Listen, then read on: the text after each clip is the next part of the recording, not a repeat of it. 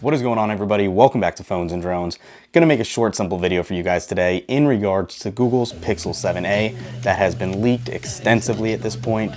Google will officially unveil it on May 10th at I/O, and that's less than 10 days away at this point. We're already in May. And more so, it looks like it'll be available just a day later on May 11th. As you can see from Google's India team on their official Twitter account, they actually state, here you go, May 11th. Now, beyond that, again, this has been leaked extensively. We know a lot of the features and what to expect design-wise and all that, but if you haven't seen those, let's go ahead and jump right into it and talk about some of the changes. So first things first, as you can see here, comparing it to the Pixel 6a, there's actually notable changes here. So first things first, the display size has not changed. It is still coming in at 6.1 inches at a full HD plus resolution, but you are gaining an increase in refresh rate. Now it is going up to 90 Hertz rather than the 60 that it was last year. So this should make everything viewing on your screen a lot smoother. And another increase is the camera department that changed cameras and upgrade cameras across the board here.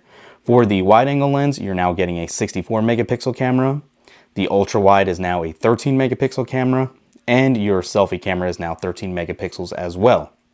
You're also gaining a new 1x upgrade in the super res zoom department. So now instead of 7x, you are getting that 8x zoom, and Google has some of the best digital zoom out there. I think it actually keeps the details of your subject looking really crisp, even when you magnify and zoom in extensively. So that is actually nice to see. So that 1x could make a big difference when you're actually zooming from a farther shot. Beyond that also, I think one of the biggest selling points, and it is actually seen in a lot of this marketing material, we are now getting wireless charging on the A series. This was something missing from the 6a, but they are definitely marketing it in a number of different ways for the 7a. This is going to help justify some of the cost increase we're expecting to see. We're assuming this is going to go from a $450 phone to a $499 phone. Still think it's a great value, especially since they're going to add wireless charging, the new Tensor chip in this, the increased resolution on the display for refresh rate.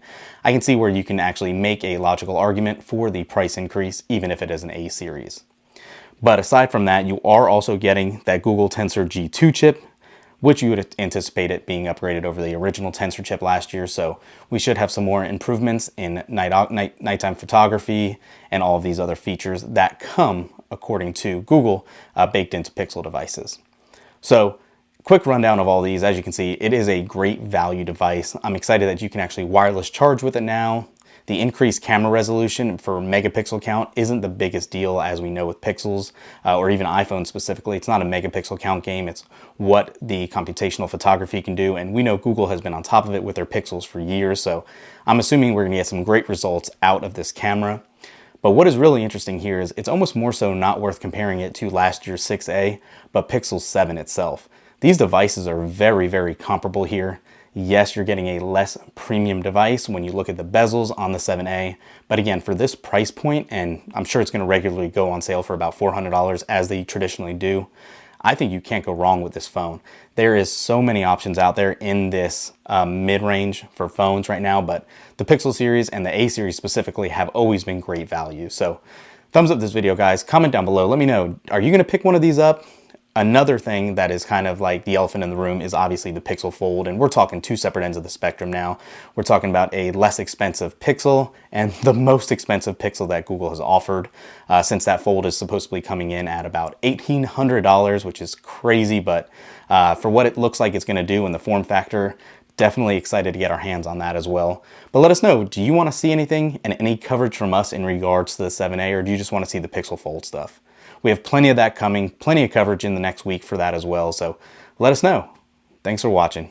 We'll catch you in the next one. Peace.